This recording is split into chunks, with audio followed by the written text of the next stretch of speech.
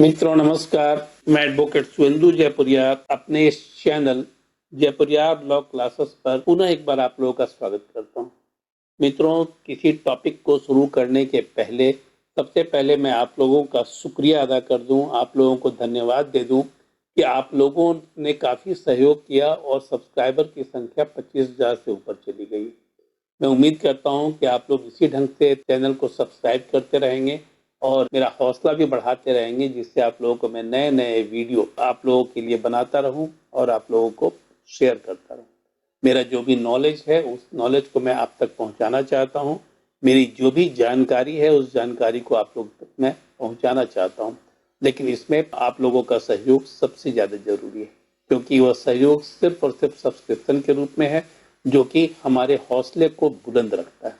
और ज़्यादा से ज़्यादा व्यू यदि होगा तो ये मुझे देखकर अच्छा भी लगता है। तो मित्रों, मैं पुनः एक बार आप लोगों को धन्यवाद देना चाहूँगा और अब मैं आता हूँ आप विषय पर। मित्रों, नए लॉयर्स जिनके लिए मैं लगातार ही कोशिश कर रहा हूँ कि उनको प्रैक्टिकल ट्रेनिंग दी जाए, उन लोगों के साथ सबसे बड़ी दिक्कत क्या आती है और सिविल जो वाद में, दीवानी वाद में सबसे बड़ी दिक्कत क्या आती है कि कोर्ट में जो डिफरेंट चरण हैं, जो डिफरेंट स्टेप्स हैं, उसकी जानकारी उन्हें नहीं होती है। इसके बाद क्या होगा, इसके बाद क्या होगा, इसकी जानकारी उन्हें नहीं होती और ऐसी स्थिति में उन्हें काफ़ी परेशानी का सामना करना पड़ता है। यदि वो इंडिपेंडेंटली किसी सिविल सूट को फाइल कर दें तब तो और भी मुश्किल है। तो इसीलिए उन्हें सीनियर का सहारा लेना पड़ता है इन सारी चीज़ों को जानने के लिए।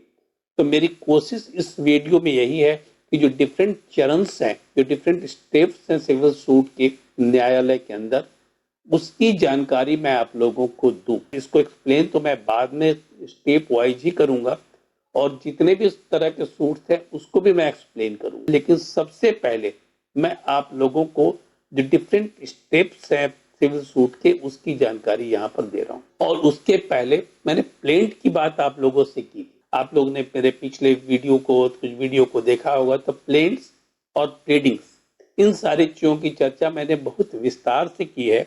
यदि आप लोगों ने उसको नहीं देखा है तो आप लोगों से आग्रह है कि उसको देख लें, क्योंकि मैं जो भी आगे वीडियो बनाऊंगा वो सारा रिलेटेड है प्लेंट और प्लीडिंग से ही, क्योंकि शुरुआती प्लेंट से होता है और शुरुआती प्लीडिंग से होती है।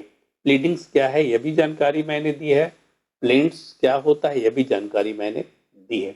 उसमें एक महिला सब्सक्राइबर ने, नाम तो मुझे नहीं याद है, एक महिला सब्सक्राइबर ने जो कि लॉयर हैं, उन्होंने एक क्वेश्चन पूछा है। तो मैं इस स्टेप्स में जाने से पहले उसकी बात उनको बता दूं, जो आप लोगों के लिए भी काफी महत्वपूर्ण है।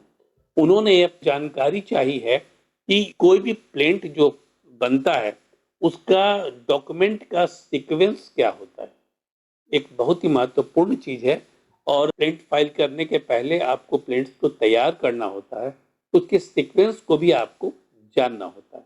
इस सीक्वेंस को मैं आप लोगों को बता दूं और तब मैं आगे बढ़ता हूं। इसका पहला सीक्वेंस क्या है, जो आप प्लीडिंग्स तैयार करते हैं। प्लेंट जो होता है उसमें सबसे पहले प्लीडिंग्स होती है। प्लीडिंग्स की जानकारी मैं दे चुका हूँ, फिर मैं यहाँ पर ब्रीफ में आपको बता रहा हूँ। जो भी आपके फैक्ट्स हैं, केस के जो फैक्ट्स हैं, उसको आपको जो तैयार करते हैं रिटन स्टेटमेंट के रूप में, उसको हम प्लीडिंग्स करते हैं। ठीक है, उसमें जो भी फैक्चुअल डॉक्यूमेंट्स हैं उन सारी चीज़ों को आपको एरेक्टर के रूप में लगाना होता है। तो पहली चीज क्या है, पहली चीज है प्लीडिंग्स। ठीक है ना, प्लेंट्स का जो फर्स्ट पार्ट है वह है प्लीडिंग्स। दूसरा पार्ट है एफिडेविट। ठीक है, प्लीडिंग्स के साथ आपको एफिडेविट भी देनी होती है, जिसमें आप एफिडेविट में बताते हैं कि आपने जो कुछ भी प्लीडिंग्स में कहा है वह बिल्कुल सत्य है। ठीक है, एफिडेविट्स पर भी मैं अलग से एक वीडियो बनाऊंगा, बहुत छोटा सा वीडियो होगा, लेकिन उसकी जानकारी आप लोगों को मिलेगी, क्या क्या होता है एफिडेविट में और किस ऑर्डर और किस रूल के तहत वह तैयार किया जाता है, इसकी जानकारी मैं दूंगा। तीसरा चीज होता है उसमें तो वकालतनामा। वकालतनामा बहुत ही इंपॉर्टेंट है, क्योंकि वकालतनामा के द्वारा ही आपको किसी भी प्लेंट को फाइल करने का अधिकार क्लाइंट आपको देता है। मतलब क्लाइंट ने आपको अटॉर्नी नियुक्त किया है, वह वकालतनामा से पता चलता है। तो वकालतनामा प्रत्येक सिविल कोर्ट में, प्रत्येक जो डिस्ट्रिक्ट कोर्ट है वहां पर वकालतनामा मिलता है। कहीं पर 100 रुपया, कहीं पर 75 रुपये चार्ज देकर मिलता है, और ये सारे चार्ज तो आपको क्लाइंट से ही कर रहे हैं। वो देकर मिलता है। उसमें आपको एक जगह पर बना हुआ है वर्टिकल अंदाज में, वो आपको सिग्नेचर लेना होता है क्लाइंट का वकालतनामा में, और आपको उस पर सिग्नेचर करना होता है। जितने भी वकील उसमें उनका नाम रहेगा उनको उस पर सिग्नेचर करना, और तब वकालतनामा के बाद आता है आप जो एनेक्सर्स लगाते हैं उसमें, जो भी एनेक्सर्स लगाए हैं, जो भी आपके इशू हैं और जो भी आपके फैक्ट्स हैं उससे संबंधित जो भी आपका डॉक्यूमेंट है उसको एनेक्सर के रूप में आप लगाते हैं। तो यह 4 चीजें हैं जो कि इस डॉक्यूमेंट प्लेंट का जो सीक्वेंस है वही है। मेरे ख्याल से जो एक महिला लॉयर हैं उन्होंने जो क्वेश्चन पूछा है कि सीक्वेंस की जानकारी दीजिए, वह उनको क्लियर हो चुका होगा कि प्लेंट में इस सीक्वेंस में कौन से डॉक्यूमेंट को लगाना। ठीक है, अब मैं आता हूं, आगे बढ़ता हूं कि प्लेंट तैयार हो जाता है तो इंस्टीट्यूशन ऑफ द सूट की बात आती है, सूट के इंस्टीट्यूशन की बात आती है। तो जो सूट का इंस्टीट्यूशन है वह कैसे होता है, मतलब filing of the suit, filing of the suit की बात जो आती है, यह इसको इंस्टीट्यूशन ऑफ द सूट की चर्चा ऑर्डर 4 में की गई, सीपीसी के ऑर्डर 4 में की गई है। आप लोग खुद भी इन सारी चीजों को देखें, देखने के बाद आप लोग खुद भी कॉन्फिडेंट होंगे। मैं जो कुछ बता रहा हूं उसके बाद यदि आप सीपीसी के सिर्फ बेयर एक्ट को पढ़े, बेयर एक्ट में मैं पतले बेयर एक्ट की बात नहीं कर रहा हूँ, उससे जो थोड़ा मोटा जो 144 रुपए में 144 रुपए में जो मिलता है बेयर एक्ट, उसमें थोड़ा सा एक्सप्लेनेशन भी रहता है, उसको आप लोग जरूर पढ़ें। मैं जो कुछ भी बता रहा हूं उसके बाद यदि आप उसमें ढूंढेंगे तो आपकी जानकारी पूरी पुख्ता होगी। अब जो प्लेंट जो आप फाइल करते हैं जो इंस्टीट्यूशन में जाता है तो उसको 2 कॉपी में आपको जमा करना होता है। इसकी भी चर्चा ऑर्डर 6 में की गई है। मैं सबकी ऑर्डर की भी चर्चा कर रहा हूँ जिससे कि आप उसको चेक कर सकें। उसको डुप्लीकेट में मतलब 2 कॉपी में उसको फाइल करना पड़ता है। उसके बाद आप आते हैं जो फॉर्म्स ऑफ प्लीडिंग्स है, प्लीडिंग्स आपने जो तैयार की है उसका भी नमूना अपेंडिक्स 1 में दिया गया है।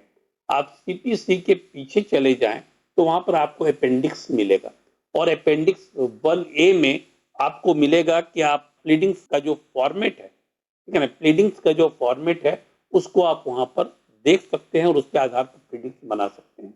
बार बार मेरे पास यह क्वेरी आती है कि सर प्लीडिंग्स कैसे तैयार करूं, तो मैं आपको एक बहुत ही आसान तरीका बता रहा हूँ। प्लीडिंग्स का फॉर्मेट दिया हुआ है, उसका नमूना दिया हुआ है, उसको आप अपेंडिक्स ए में जाएं और अपेंडिक्स ए में जाकर उसको देखें, वहां पर सारा चीज डिटेल में दिया हुआ है। सिर्फ आपको अपने फैक्ट्स को डालना होगा और आपको अपने जो एनेक्सर्स हैं उसको डालने होंगे, जिसकी चर्चा मैंने भी थोड़ी देर पहले आप लोगों से की है।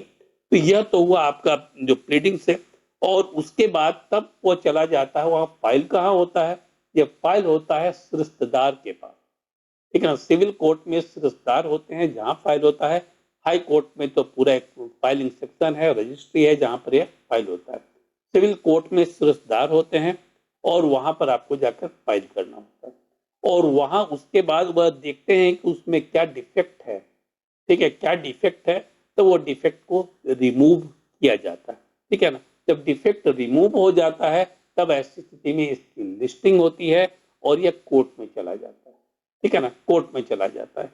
जब कोर्ट में चला जाता है तो कोर्ट उसके बाद क्या करता है, कोर्ट समन इशू करता है, ठीक है ना। किसको समन इशू करेगा, डिफेंडेंट को समन इशू करता है, क्योंकि डिफेंडेंट की बात को तो सुनना है उसको, कि बिना डिफेंडेंट की बात को सुने हुए तो किसी कोर्ट पर सुनवाई हो ही नहीं सकती, एक पक्षीय तो कुछ हो ही नहीं सकता। और तब उसके बाद डिफेंडेंट जो है वह अपीयर होता है और वह रिटन स्टेटमेंट सबमिट करता है, ठीक है। उसके बाद का स्टेज क्या है, जब वह समन किया गया उसको, ठीक है ना, समन किया गया डिफेंडेंट को, समन करने का मतलब है कि उसको कॉल किया गया, और उसको कॉल करने में वह जो डॉक्यूमेंट है, ठीक है ना, जो डॉक्यूमेंट है, जो प्लेंट आपने फाइल किया है, वो प्लेंट की कॉपी लगाकर उसको भेजी जाती है और उसको एक निश्चित तिथि दी जाती है कि इस तिथि पर आकर अपनी बात आप रखें, अपना रिटन स्टेटमेंट सबमिट करें, आप खुद करें या अपने वकील के माध्यम से करें।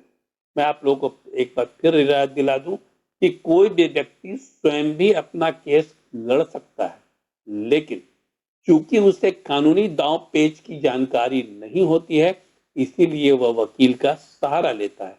तो उसमें लिखा रहता है समन में कि आप खुद अपीयर होकर अपनी बात को रखें या फिर अपने प्रतिनिधि, अपने वकील के माध्यम से अपनी बात को रखें। तो उस निश्चित तिथि पर, वो निश्चित तिथि पर उसको अपीयर होना होता है और अपीयर होकर, ठीक है, अपीयर होकर उसको अपना रिटन स्टेटमेंट सबमिट करना होता है। यदि वो रिटन स्टेटमेंट उस डेट में सबमिट नहीं किया तो उसे समय दे दिया जाता है कि वो रिटन स्टेटमेंट वहां सबमिट करे। अब आप पूछें कि यदि डिफेंडेंट अपीयर नहीं होता है तब क्या होगा, ठीक है ना। डिफेंडेंट अपीयर नहीं होता है तब क्या होगा। यदि डिफेंडेंट अपीयर नहीं होता है समन के बाद तो एक बार, दो बार, तीन बार समन इशू किया जाएगा, पेपर में पब्लिकेशन किया जाएगा। उसके बाद भी डिफेंडेंट यदि अपीयर नहीं होता है तो जो प्लेंटिफ है उसके पक्ष में एक्स पार्टे ऑर्डर हो जाता है, मतलब एक पक्षीय आदेश जारी कर दिया जाता है। किसके फेवर में? प्लेंटिफ के फेवर। अब दूसरा क्वेश्चन इसमें जरूर आपका आएगा कि प्लेंटिफ ने फाइल कर दिया किसी केस को, किसी को दबाव में रखने के लिए, लेकिन प्लेंटिफ बाद में अपीयर ही नहीं हो रहा, ठीक है ना। यदि प्लेंटिफ जो है उसको लगा कि मैंने केस फाइल कर दिया है और केस फाइल करने के बाद वो अपीयर ही नहीं होता है। कभी कभी ऐसा होता है कि प्लेंटिफ जो है वो वकील को केस दे दिया, एक बार उसने फी दे दिया, उसने बोला कि सर आप केस लड़िए, लेकिन वकील अपना इंटरेस्ट खो देता है। यदि उसे बाद में फी नहीं मिलती है तब ऐसी स्थिति में वो अपीयर नहीं होता है। तो यहाँ पर यदि वकील अपीयर नहीं हुआ और जो प्लेंटिफ है वो इंटरेस्ट नहीं लिया तब ऐसी स्थिति में केस डिसमिस फॉर डिफॉल्ट हो जाता है, ठीक है ना। डिसमिस फॉर डिफॉल्ट हो जाता है मतलब कि प्लेंटिफ के अपीयर नहीं होने पर वह केस जो डिसमिस कर दिया गया उसको हम डिसमिस फॉर डिफॉल्ट करते हैं। इसकी चर्चा मैं पिछले वीडियो सब में कर चुका हूं, उसको आप लोग डिसमिस फॉर डिफॉल्ट को जरूर देखेंगे, एक्स पार्टी ऑर्डर को भी जरूर देखेंगे, ठीक है। तो यह तो होता है। अब उसके बाद क्या होता है, रिटन स्टेटमेंट जब हो जाता है तब ऐसी स्थिति में मान लीजिए प्लेंटिफ को कोई इश्यू पर कहीं कंफ्यूजन रहता है, ठीक है, तब ऐसी स्थिति में या फिर डिफेंडेंट को कोई कंफ्यूजन रहता है तब ऐसी स्थिति में discovery, inspection and production of documents का मामला आता है। यहाँ मैं आप लोगों को बता चुका हूँ डिस्कवरी ऑफ डॉक्यूमेंट्स में, जिसमें इंटरोगेटरी दी जाती है और इंटरोगेटरी देने के बाद मतलब क्वेश्चन का एक सेट तैयार कर दिया जाता है प्लेंटिफ के द्वारा डिफेंडेंट को, डिफेंडेंट के द्वारा प्लेंटिफ को, ठीक है ना। और यह कोर्ट के माध्यम से होता है, सीधे नहीं दिया जाता है। और कोर्ट यह देखता है कि ये सही है या गलत है और तब जो वह देता है उसके बाद उसका जवाब देना होता है। जब जवाब संतोषजनक मिल जाता है या फिर मान लीजिए नहीं मिलता तब ऐसी स्थिति में वो पूरा इंट्रोगेटरी एक जाती है और उसके बाद वो सारे जवाब को उससे मांगा जाता है और तब उसके बाद इंस्पेक्शन ऑफ डॉक्यूमेंट होता है, मतलब वेरिफिकेशन होता है डॉक्यूमेंट का, सही डॉक्यूमेंट है नहीं है, इन सारी चीज़ों का की जांच होती है। जो कोई डॉक्यूमेंट नहीं डिफेंडेंट ने दिया है तो वह इससे मांग कर कहता है कि वह मान लीजिए सीक्रेट डॉक्यूमेंट है जो कि अभी उसको प्रोड्यूस नहीं करना है, वह हियरिंग के समय में उसको प्रोड्यूस करेगा, तो उसका इंस्पेक्शन की बात आ सकती है कि उसका इंस्पेक्शन वह जरूर चाहेगा क्योंकि ये पार्टी है, उस दोनों पार्टी को अपने अपने पक्ष को रखना होता है। तो जो सारे डॉक्यूमेंट हैं उन सारे डॉक्यूमेंट को उनको दिखाना होता है या फिर कोर्ट में प्रोड्यूस करना होता है, ठीक है। तो यह स्टेज आता है और इसके बाद आता है एडमिशन का स्टेज। जब ये सारी चीजें हो जाती है तब केस को एडमिट किया जाता है, ठीक है ना, एडमिट किया जाता है कि हाँ केस में दम है, इसमें फैक्ट्स है, इसमें लॉ पॉइंट है, तब केस को एडमिट किया जाता है। एडमिशन की बात जो है वो ऑर्डर 12 में की गई है, ठीक है ना। एडमिशन की बात ऑर्डर 12 में की गई है और जब एडमिट हो जाता है केस तब उसके बाद फर्स्ट हियरिंग होती है। जब केस एडमिट हो जाता है तब फर्स्ट हियरिंग होती है और फर्स्ट हियरिंग में फ्रेमिंग ऑफ द इशू होता है, ठीक है ना। Make it A point, first hearing में फ्रेमिंग ऑफ द इशू होता है, इशू फ्रेम किया जाता है। ऑर्डर 14 में फ्रेमिंग ऑफ द इशू की चर्चा की गई है और जो इशू फ्रेम होता है उसमें दो चीजों को ध्यान में रखा जाता है, इशू ऑफ फैक्ट्स और इशू ऑफ लॉ। जैसे मान लीजिए कि फैक्ट्स आपने जो दिया है वह आपने जो कंप्लेन किया है उस पर खरा नहीं उतर रहा है, तब ऐसी स्थिति में उसको तो एडमिट नहीं किया जाएगा। या फिर लॉ पॉइंट पर वह खरा नहीं उतर रहा है, जैसे मान लीजिए कि आपका लोकस स्टैंडी ही नहीं है, लोकस स्टैंडी नहीं है, तब ऐसी स्थिति में भी केस क्या एडमिट होगा। लोकस स्टैंडी का मतलब होता है कि आपका क्लेम सही है या नहीं है। आपने जमीन किसी और के नाम से क्लेम आप बना रहे हैं, तो यहाँ लोकस स्टैंडी तो आपका नहीं है, आपका दूर दूर तक नाता नहीं है। तब ऐसी स्थिति में यह देखा जाता है कि लोकस है कि नहीं है। लॉ पॉइंट को देखा जाता है कि इसमें लॉ पॉइंट कहीं इन्वॉल्व है या नहीं है, कि आप हवा में सिर्फ बातें कर रहे हैं। तो इन सारी चीजों को देखने के बाद तब इशू को फ्रेम किया जाता है। यह फर्स्ट हियरिंग में होता है, जब एडमिट हो गया उसके बाद फर्स्ट हियरिंग में इशू फ्रेम किया जाता है, जिसमें इशू ऑफ फैक्ट्स होता है और इशू ऑन लॉ होता है। ठीक है, इन सारी चीजों को देखा जाता है और तब उसके बाद स्टेज आता है कि वह hearing and examination of witness. जिस विटनेस का नाम आपने दिया है उसका जो है वो एग्जामिनेशन होता है। मान लीजिए कि डिफेंडेंट ने अपने विटनेस को दिया है या फिर प्लेंटिफ ने अपने विटनेस को प्रोड्यूस किया है, तो उसके अपोजिट जो उसके वकील हैं उनको वहां पर उस बातों को रखवाते हैं और दूसरा पार्टी जो है उस पर क्रॉस एग्जामिनेशन करता है। ठीक है ना, कि सही है गलत है, वह कहीं कोर्ट को मिसलीड करने का प्रयास तो नहीं कर रहे हैं। इन सारी चीजों पर वहां पर उसका एग्जामिनेशन होता है, क्रॉस एग्जामिनेशन होता है और तब उसके बाद क्या आता है, आर्गुमेंट की बात आती है। आर्गुमेंट की बात आती है, वह जब यह सब हो जाता है, एविडेंस क्लोज कर दिया जाता है, जब हियरिंग खत्म हो जाती है, एविडेंस क्लोज हो जाता है, तब उसके बाद आर्गुमेंट होता है। दोनों पक्ष के वकील अपने अपनी बातों को, अपने अपने तथ्यों को, अपने अपने एविडेंस को, लॉ पॉइंट को सामने रखकर अपने पक्ष को रखते हैं और अपने पक्ष को दोनों मजबूती से रखते हैं। कोर्ट यदि कन्विंस होता है दोनों में से किसी एक की बात पर, तब ऐसी स्थिति में कोर्ट जजमेंट देता है। यदि प्लेंटिफ की बात से सहमत होगा तो वो क्या करेगा और डिफेंडेंट अपने आप को डिफेंड नहीं कर पाएगा, तो ऐसी स्थिति में किसके पक्ष में ऑर्डर आएगा, जजमेंट आएगा, डिक्री आएगी, प्लेंटिफ के पक्ष में आएगी। लेकिन प्लेंटिफ अपनी बात को यदि प्रूफ नहीं कर पाया तब डिफेंडेंट के पक्ष में डिक्री आएगी, जजमेंट आएगा, डिक्री आएगी। दोनों में से किसी के पक्ष में जजमेंट और डिक्री आ सकती है। लेकिन यहाँ पर एक और इशू है, यदि मान लीजिए ट्रायल चल रहा है और ट्रायल चलने के दौरान प्लेंटिफ या डिफेंडेंट में से किसी एक की मृत्यु हो जाती है, तब ऐसी स्थिति में क्या होगा। तब ऐसी स्थिति में उसके जो एयर हैं, जो उसके लीगल एयर हैं, जो उनके वंश के लोग हैं, जो उनके कानूनी हकदार हैं, ठीक है ना, लीगल एयर जो हैं, उनको सब्स्टिट्यूट किया जाएगा सब्स्टिट्यूशन पिटीशन के द्वारा। तब केस जो है वह आगे बढ़ेगा। तो यदि बीच में कहीं रुकावट आती है तो सब्स्टिट्यूशन पिटीशन आप सेक्शन 151 ऑफ द सीपीसी में, सिविल प्रोसीजर कोड में दिया गया है।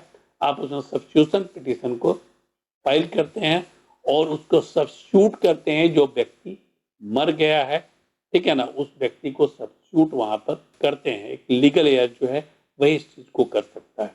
ठीक है, तो यह सारी चीजें हैं जो कि पूरे प्रोसीडिंग का जो पार्ट है, ट्रायल का जो पार्ट है सिविल सूट का, वह जो है वह पूरा डिफरेंट स्टेज में चलता है।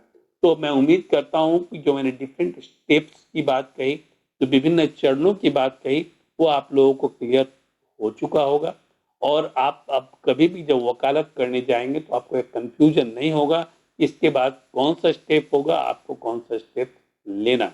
तो मित्रों, मैं उम्मीद करता हूं कि आप लोगों को ये वीडियो अच्छा लगा होगा। यदि आप लोगों को ये वीडियो अच्छा लगा तो अपने मित्र जो नए लॉयर हैं उनको आप इनको जरूर शेयर करें, जिससे कि वह भी इन सारी चीजों को जान सके और ज्यादा से ज्यादा वीडियो को सब्सक्राइब करें। तो मित्रों नमस्कार, अगले वीडियो में मैं पुनः आपके साथ